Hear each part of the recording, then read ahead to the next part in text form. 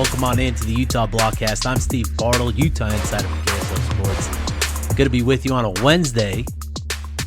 We'll get right to it. On today's episode, I welcome on OC Register's Benjamin Royer to talk UCLA, all things UCLA.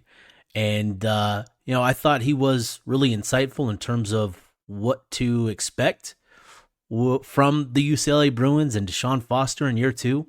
We talked through most position groups and have a good feel of the names and who we might see on Saturday night. So really interesting stuff from Royer, and who did a great job and I thought was really insightful on a number of different things. Now, with today's episode dropping a little bit later than normal, I want to remind everybody we're going live with the Utah Blockcast Live. We're going live and it's going to be available on YouTube. So we're going to live stream from the Utah Blockcast account, and then that will be available if you miss it, if you don't want to tune in while we're live. That'll be available on the podcast tomorrow as well. So be looking for that. Geez, it's a Wednesday for sure. But appreciate everybody for tuning in, supporting during those live sessions. It's always fun, and I think we're going to have a lot of fun on that one, on the one tonight. So Josh is going to be joining me tonight, and we'll have a lot of fun. So make sure to tune in. 8 p.m. We'll be going live, and again that'll hit the feeds pretty instantly at 8 p.m. So looking forward to that, and again it'll be available tomorrow as well. But without further ado, let's get to Benjamin and our conversation last night about the UCLA Bruins. All right, and joining me now, Benjamin Royer of the OC Register. Benjamin, man, appreciate you taking some time to hop on the Utah Blockcast. It's obviously exciting time. Game week is here, week one of the 2020 opportunity, a big game for Utah and UCLA. Night game in the Rose Bowl, just fantastic. I think everybody's excited and chomping off the bit. So excited to have you on to talk a little UCLA Bruins for us. Yeah, thank you. I appreciate you having me on, Steve. I'm excited for the game, excited to talk about football. Yeah, so, obviously introduce you, OC Register. Where do people, how did you essentially get into the game, and where can people find your work? Yeah, so I'll just share a fun fact about me. I was a Disney Channel actor, so I've been telling stories my entire life. Nice. So when I got into community college, I started doing newspaper stuff. That led to me transferring to UCLA, where I was a student. I wrote for the student newspaper. Utah folk might like this. I covered gymnastics. That's like my niche beat that I've kind of built for myself. And UCLA, Utah, big gymnastics rivalry. So yeah, it's if you're seeing some of my journalism, I go take a look at some of my gymnastics stuff. I did a master's program at USC last year, and I started freelancing for the Los Angeles Times, where I'm still actually freelancing. And then I'm now the UCLA sports correspondent for the Orange County Register on a contract. I'm really excited to be doing that. Excited to cover UCLA sports. I've been watching them my entire life. If I'm more educated about any of the things that I watch and have looked at, UCLA's up there. So looking forward to the season and all the coverage. Awesome, man. That's great. So let's dive into UCLA. I think everybody's kind of interested to see these two teams because there's some similarities in terms of the roster reconstruction, the coaching changes that have been made, and sort of what each program is rebuilding going into 2025. So let's start big picture and then work our way throughout the roster and all of that. So let's start with DeShaun Foster, and I think with him going into year two, tough year last year, but I think I was impressed by the way that UCLA continued to compete late in the season. I think that always speaks highly of a coach and the buy-in that he gets. But I would be curious, and I know that there's a lot of frustration with media access in fall camp and practice and that sort of stuff. But just in general, what's sort of the vibe around Foster as he goes into year two, and sort of the outlook with him in the program? Yeah, first I'll say I think the honeymoon phase is probably over at this point. I mean, getting a guy like DeShaun Foster when you decide you're going to hire a former player, a player that people love to watch, and then a player people loved when he was an assistant coach. He took the Las Vegas Raiders job to be the running backs coach and then immediately jumped back to UCLA to be the head coach. never even got to Vegas to be their running backs coach. So, this is a dream job for DeShaun, and, 5-7 last year. I think if most UCLA fans were probably pretty pumped about that. Every program wants to win a lot. But DeShaun is, he's not a very raw coach vibe. I always point to Lane Kiffin, watching USC and UCLA football growing up. You see a guy like Lane Kiffin, that guy's going to be yelling and getting his guys ready for a game. DeShaun might do that in the locker room, but when he's in front of the cameras, he's a lot more humble and quiet. He had his little Big Ten media gaffe last year, but you saw him this year and he was a lot more composed. He had prepared statement. He looks a lot more comfortable in this head coach role. And then, bringing in Tino Sunseri, knowing that Eric Bieniemy wasn't really working out, those are the type of things you're going to have to do if you're a head coach. So I think with DeShaun, I think there's some optimism, especially with how recruiting has gone, high school recruiting, especially with the 2026 class. So I think there is some excitement brewing for DeShaun, but I think he's going to need a winning record to keep that excitement going, especially for a fan base that got really tired of Chip Kelly once they realized that the peak was they weren't going to exceed an 8-win peak, really.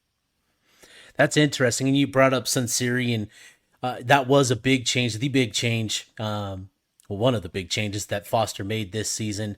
And I'd be curious, he's been on the job, for, about 8 months, 9 months, whatever it is. And I would just be curious, how would you assess how things have gone so far with him, installing the offense and creating an offensive identity and all those sort of things?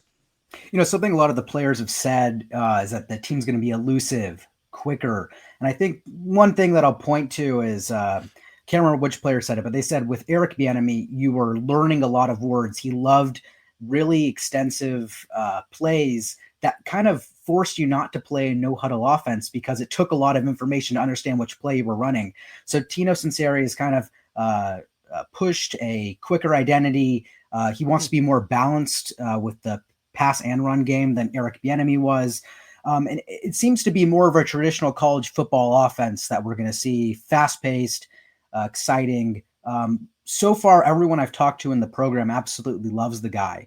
But it's also important to realize he wasn't calling plays at Indiana last year. He was the co-offensive coordinator, but he wasn't calling plays. So this is his first true opportunity to call plays and be the leader of an offense. Something that personally I love to see is he's a former college quarterback, played at Pitt. He's passing the ball sometimes out there. I mean, he looks like he could still be playing football. So I think there's an excitement within the program of the youth and the ideas that he's bringing to the table.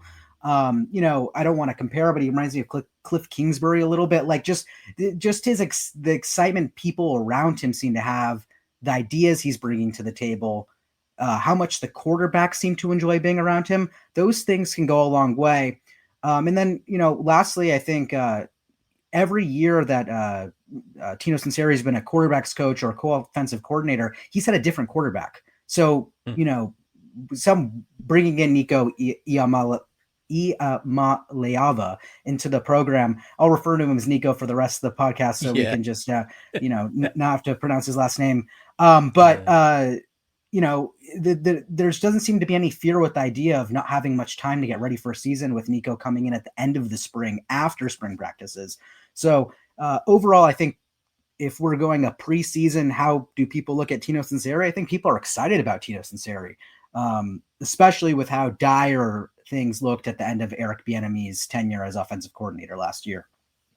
We'll get to a little bit more Nico Iamaleava in a little bit, but I would be curious, just what have you seen of Sunseri's offense and what is sort of like, what sort of identity is he trying to build? Do you feel like it's going to be, a run heavy offense or do you feel like it's going to be geared more towards the quarterback and airing it out a little bit? Yeah, no, I would love to say I have a clear picture of what the offense is going to look like right now. The practice access we've got lately, we see one play of one walkthrough, and then they have us turn around and look the other way for the rest of the walkthrough period of practice. So I've seen one play a fair bit since they've returned to Westwood. And when we were in Costa Mesa for the fall camp, we saw a full walkthrough period, but all of those plays, even now as we see them, are all goal line packages. So we're not even really sure what the offense is going to look like. It's going to be more balanced. The way DeShaun Foster and Tino Sunseri and the players have talked about it, seems like a lot more players are getting involved. I mean, multiple tight ends on the field, multiple running backs getting involved, end arounds, wide receivers running the balls, tight ends running the ball, more like as a fullback type role. I mean, I think there's just an exciting mix of doing different things. I think Tino's going to bring a more fluid, balanced identity than necessarily airing it out long or ground and pound. I know with specific teams, they might push different directions. I mean, that's just a game by game basis, but it seems like they want to pass and run kind of in a similar amount this upcoming season. Yeah, it'll be interesting. I think Utah's kind of in the same boat with their offense and what they're trying to build. Obviously, under Kyle Whittingham, that running the ball is going to be the focus and all of that. But I do think they want to be balanced as well. So, let's get back to the conversation with Nico, right? Because he arrived at UCLA after a highly criticized departure from Tennessee. How's he been received, and what are sort of the expectations for him going into the season? I think first off, what people have to realize is that UCLA fans are not really used to having such a highly touted quarterback.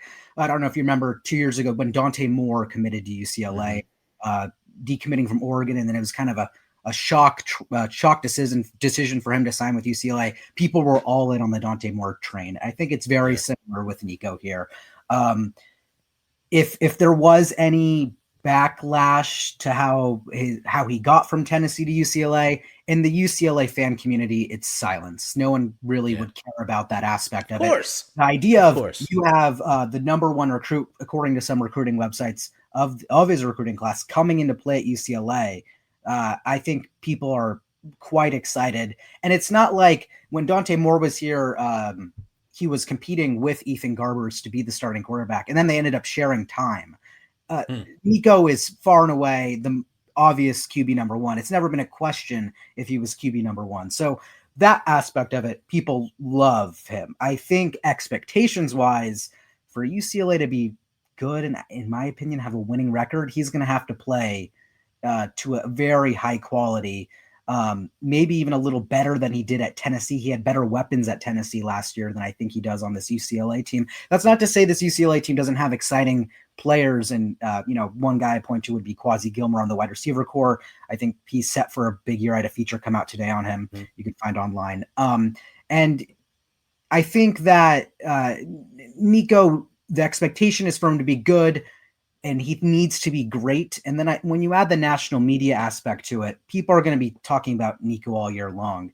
I promise you, when an ESPN or The Athletic is coming to the Rose Bowl to watch Nico play, it's because they want to keep tabs on him and see how he's going to be playing. So it's not necessarily a UCLA story at the end of the day. It's how is Nico leading UCLA in 2025? So for UCLA fans, they need him to be good. They need him to be good because they want to root for him. But for the team to succeed, he needs to be great in my eyes. When you're a highly touted quarterback like that, you have to back up the talk.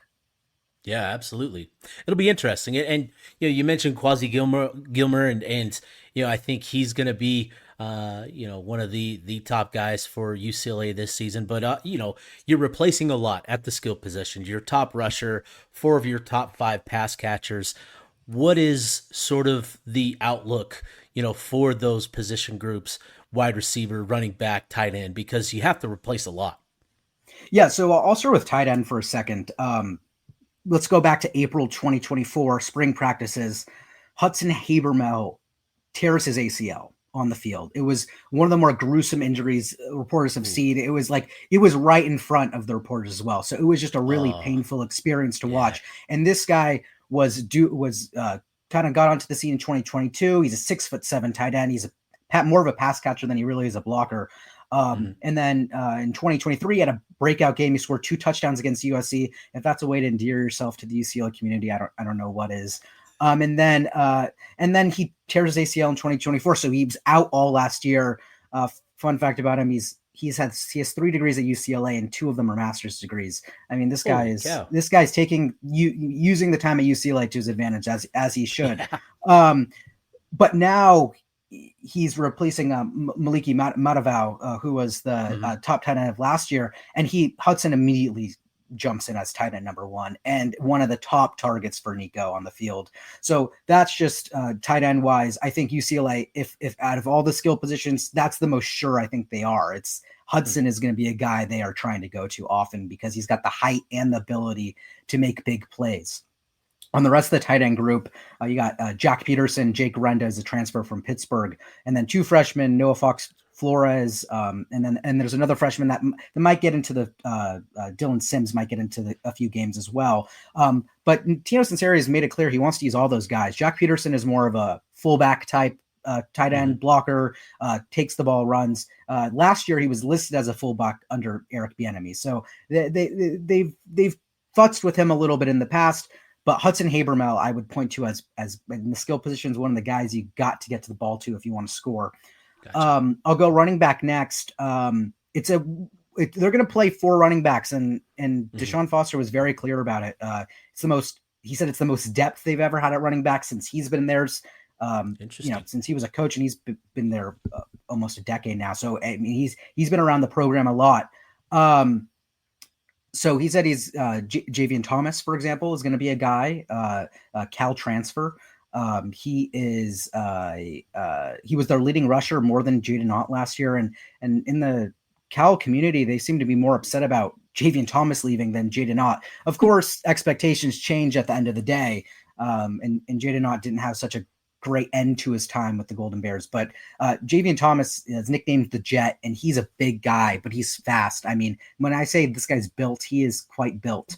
Then the other guy that's going to be kind of probably running back too is Jalen Berger, a transfer that came in last year. He didn't get a full spring with UCLA, so you could tell he was kind of it took him a while to get acclimated, and by the end of the year, he was leading rusher a few of those games. So that's a guy that they want to get more. Probably is more of a elusive cutting back. Javian Thomas is kind of a break, big runs, wide open guy. And they have 2 other guys. Anthony Frias is a 5'11", like 220 running back, but he's more of a fullback, power back option. Probably see him on third down, get the first or on goal line scenarios. And then a guy that was with Utah last year, might be one of the more talked about guys all of UCLA camp, was Anthony Woods. Season-ending injury. With Utah last year, transfers out. But before he was at Utah, the guy was one of the more prolific running backs in FCS with Idaho. And Javian Thomas was telling us during Costa Mesa camp that Anthony Woods might be rivaling him for the fastest guy on the team. It seems like a guy that DeShaun Foster wants to get in games. Tino Sunseri probably wants to get in games. And so Anthony Woods is a guy that really can make plays. And when we were watching at the Rose Bowl this last weekend, they had a little walkthrough, 50-minute shindig, I would say. All 4 backs were running with the first team. They were flipping them in and out. So I think expect all 4 to get playing time. So and then wide receivers, I talked about Quasi Gilmore for a second. I think he's clear wide receiver 1. I mean, he's a freshman last year, sophomore this year. I mean, he's a guy that he said he was going to be the best wide receiver in the nation. Like he's not afraid to say how he feels. Confidence. Very confident. And if you ask any of his coaches, I talked to his high school coach last week, and he's like, yeah, it's not surprising. This guy he backs up what he says. So I think it's a guy that you're going to see have a breakout year, especially with Nico targeting him a lot. When they got off the bus in Costa Mesa, Nico and Quasi were walking side by side every single time. So it's clear that they already have a bond. And when quarterbacks and wide receivers have that bond, even if there's other wide receivers on the field, I think Nico's going to try and get him the ball. Another former Utah guy came in from Cal for UCLA. Mikey Matthews is due probably to play a ton. Definitely UCLA's smallest wide receiver. But again, I mean, Nico has been targeting him a lot in practice from what we've seen, the short little plays that we've seen. Mikey Matthews is getting the ball a lot. He's also going to be a kick and punt return option for UCLA. And then the rounding out the room, there's a Xavier Staples. He was a freshman last year. He hasn't played all that much, but he's set. He's one of the bigger wide receivers they have. He's 6'3". Jaden Wilson, 6'4" from Arkansas. And then Titus, I'm not going to butcher his last name. I have it written out, the pronunciation. But Titus has been on the team for a few years, even as long as Dorian Thompson-Robinson was still the quarterback. He had a injury waiver year, so he's back for one more year. He's really talented. He's a really nifty wide receiver, and I think they're going to get him the ball a lot just because he gets open. He finds a way every single time. So that's kind of how I look at that skill set group. The guys I would point out to you guys, Javian Thomas and Quasi Gilmer are going to be big on if this team's going to be good. And then Hudson Habermill, I think he's just a fantastic tight end. Really happy he's healthy. He's shared so many different difficult stories about his rehab process, and it's hard not to root for a guy who had to deal with injuries like that. Yeah, definitely. I think Utah fans know that very well, and so that's interesting to hear about Anthony Woods. He came to Utah last year with similar expectations in terms of him, hopefully turning out to be a guy, and then after a few weeks on campus, they find out he's got a bad knee, and so he missed the year, which was disappointing. I think there was a lot of excitement around him, so it'll be interesting to see what he actually looks like. And then obviously Mikey Matthews, who transferred after his freshman season. I think Utah fans, have a good idea of what he brings to the table, and that'll be an interesting matchup to say the least. So, let's talk the big uglies now. UCLA's offensive line. I would be curious, a lot of changes to this group from last year. Who do you sort of expect to start across the line, and what are sort of what's the vibe around this unit specifically? I mean, I think they're a very confident bunch. I think you have to when you're an offensive line. Andy Kwan, the offensive line coach, is someone that all these guys swear by. It's one thing that he's been recruiting his ass off as well. So, I think it's easy to be a positive coach when you're doing well on both aspects of your job. Yeah. But they've made a big deal on being a lot more physical. The guys are a lot bigger this year. I think they're more nimble too. I mean, the way they've been moving and the way they've talked about the way Andy Kwan keeps them accountable and makes them work hard. They've really liked Andy Kwan as their coach, and I just wanted to give a shout out to that aspect of it, because I think it's important for this group if they do take that next step. Then again, this has got to be one of the more inexperienced offensive lines UCLA's put together in a long time. I think it's just difficult to figure out what the best five is going to be. I think the surefire two guys that are going to be in there every week if they're healthy, Julian Armella, a Florida State transfer, played mainly on special teams for Florida State, but he was a really highly touted prospect when he was in high school. He's going to slot in at right guard, and then Garrett DeGiorgio is the only returning starter that's likely to be in that starting offensive line group at right tackle. Yeah. But DeGiorgio also can flip to left tackle if needed. So all these guys, they made a big deal about having them play multiple positions during the fall, so they're ready to kind of jump in wherever necessary. Sam Yoon, who was the starting center for most of the games last season, seems to have lost his spot to Oluwafunto Akinshilo, a guy who has not really played a ton, but the coaches are talking nonstop about the effort he's put in to kind of earn this. Again, they haven't named a starting offensive line, so technically he's not necessarily the starting center yet, but the Rose Bowl this last weekend, he was doing the snapping drills with Nico. So that kind of tips you off who's the starting center. It's going to be Akinshilo.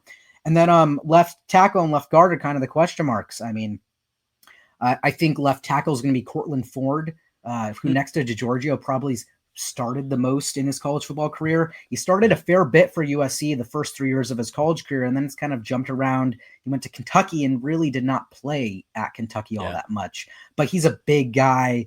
You can tell he's a veteran. He looks like it's an NFL veteran at this point. He might be the age of an NFL veteran at this rate.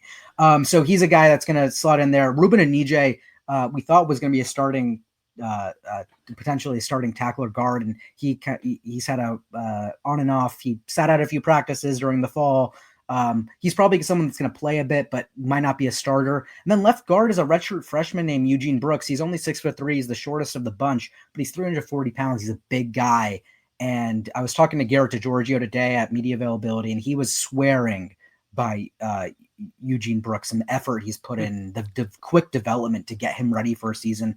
He's like, Garrett was saying, if anyone deserves to start, it's him, and he's going to be playing regardless. So those are the five guys I would say are are the best. There's another guy, Katie Arnold. He got some right guard minutes during fall camp. It's if he came out at right guard or left guard, I would not be surprised. I mean, they're really making it. DeShaun says he has a starting five, but I feel like every single time we go to fall camp, we see different guys in that first team group. So who knows at the end of the day, but I think they just need to the team's make or break with offensive line as most college football teams are. And in past years, that's where UCLA has really struggled. So I think there's optimism, but it's also like if the running game is really not working, it's going to force Nico to do a lot more, and then you're going to have a lot of issues. So I think there's optimism. Andy Kwan, I think people are really excited about what he brings coaching table. Last year they had Juan Castillo, a very NFL like mid-60s coach. Andy Kwan's a young guy. It's his second college football job. So I think there's an excitement with offensive line, but it really is a make or break position. Gotcha. All right, let's switch to the other side of the ball. Coach Malo actually did a really good job coordinating a defense last year, pretty tough defense, one of the top defenses against the run. And I guess with that UCLA lost from last year's defense, a number of guys went to the NFL. How big is the task in front of him this season to maintain that level despite all of those losses? Oh, it's an incredibly hard task. I mean, Carson Schlesinger, Kane Medrano, Femi Oladejo, Jay Toia. I mean, those are the four guys that I would point to as the most important players on defense for UCLA, and they're all gone. And then even Ali Cajo, who's a linebacker last year. I mean, he made an NFL roster today. I mean, these guys were really important to the identity of the defense. Luckily, on the defensive line, they returned Gary Smith III and Keanu Williams, who were out with season-ending injuries and supposed to start last year. Siale Tupake, who played a lot of minutes at defensive tackle last year, was supposed to be a backup and was kind of forced into that position. So now they have a few more defensive line guys. AJ Fuimiano is another one of those guys that people really like. And then I was talking to Gary Smith today. Ashton Sanders is a transfer, and people really like him and what he's brought to the table so far. So I think on defensive tackle, they need to stay healthy because, if you ask me, it's really unlikely two guys coming off of season-ending injuries are going to be in there every week or be able to play enough. These guys, they're big guys. It takes a little bit more for them to rehab and get ready and back into these things. So defensive line is a little wishy-washy in that way. I think the depth is not where they would want it to be. They took a transfer in the fall, Jalen Hargrove from Rice. I think they were just a little worried about the bodies they have just to have a guy available to go and play. I think they needed that.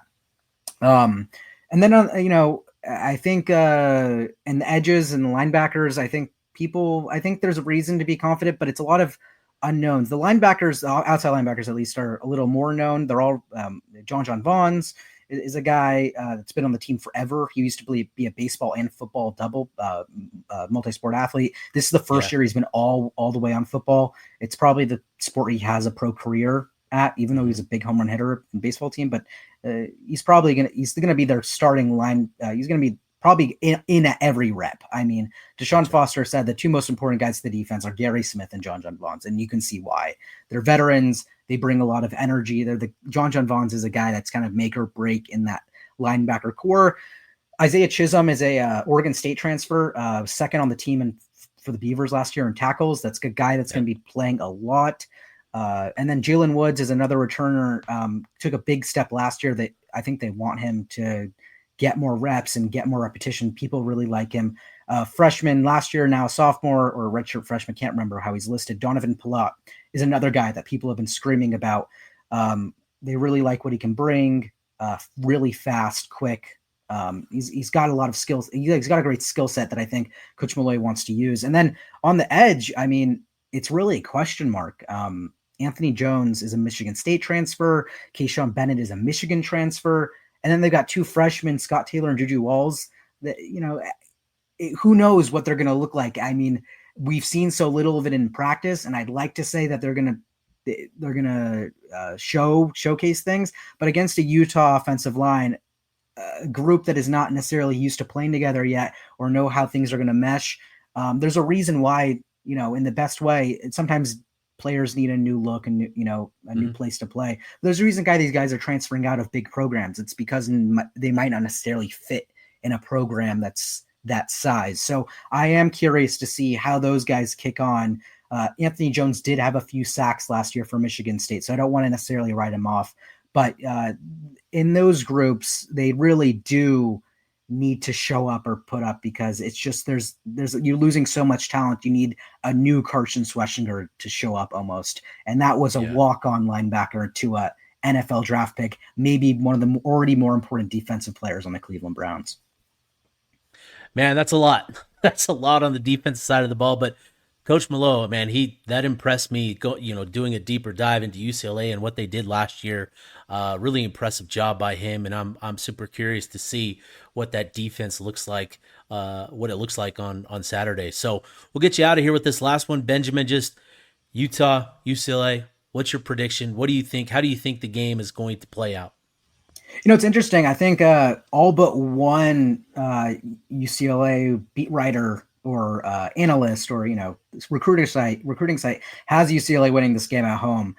I'm not so confident. I'd like to say that UCLA wins this first game. I think there's reason to be excited. Nico, first game, you want to see him, put UCLA on a pedestal already. I mean, I think that's the goal for UCLA. Nico has a great game. He could still have a great game and get attention, but I think UCLA really badly needs this victory. I think UNLV is kind of a trap game next week, even though UNLV didn't have a great first game. I think you do need to win this first game. However, the Utah offensive line scares me a little bit for UCLA. I don't know how they're going to, they said they're going to be comfortable rushing only 4.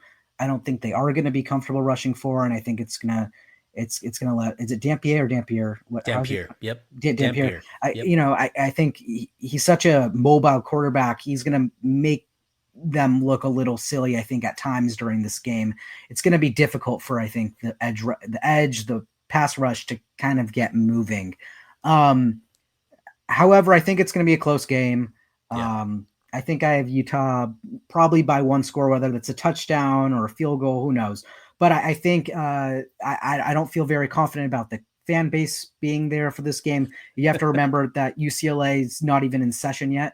The basketball team is still in its summer practices. They're not even in their summer break yet. So I think that's kind of how you have to view it right now. There's no students on campus. It's going to be hopefully a good atmosphere. I'm thinking maybe between 40 and 50,000. I think a lot of those people are going to be from Utah. So, at least it's not at Rice-Eccles Stadium. So it's not going to be a very rambunctious crowd, maybe, but if UCLA was in Utah, I would say they're definitely losing this game. I think it's still going to be close. I want to get that clear, but it's an important game in 2 ways. If UCLA doesn't win, Nico really needs to show up. If they lose and Nico does not play very well, I think people are going to sour very quickly. So I think UCLA just needs to see a good performance from the quarterback. Hope maybe they do take a victory. But I have Utah winning probably by 3. Yeah, I'm with you. I think this is going to be a really competitive matchup. Obviously, both programs, are in desperate need of a win, right? Utah needs a win to get things going after a tough year last year. UCLA in the same boat. So this is going to be a tough one. Both teams are going to want it. I think it's going to be close. I think similarly, it's going to be a 1-score game. I'm thinking something like 30-24, 30-27, something like that. But I think I think Utah with Devin Dampier, the experience that he has, in the offense, that's just such an interesting dynamic, with Iamaleava and Sunseri in that offense. Just really fascinated. But I really like this matchup. I know a lot of Utah fans are going to be traveling down there. You say LA and, Disney and all those things. It's everything. For me, Lupe's Tacos, so excited to get down there again. And they were all in my mentions today. So that's how I know they're coming, because if it's game week, then Utah fans are in my mentions. So I know they're coming. It's going to be a good time, Benjamin. I'm excited to see you down there, and looking forward to a great matchup, man. Thanks for hopping on again. Great stuff. And we'll have to get you on sometime down the road, maybe, hopefully gymnastics, basketball. I don't know. We'll figure something out, but we'd love to get you on again sometime down the road, man. Sounds good. Thank you for having me, Steve.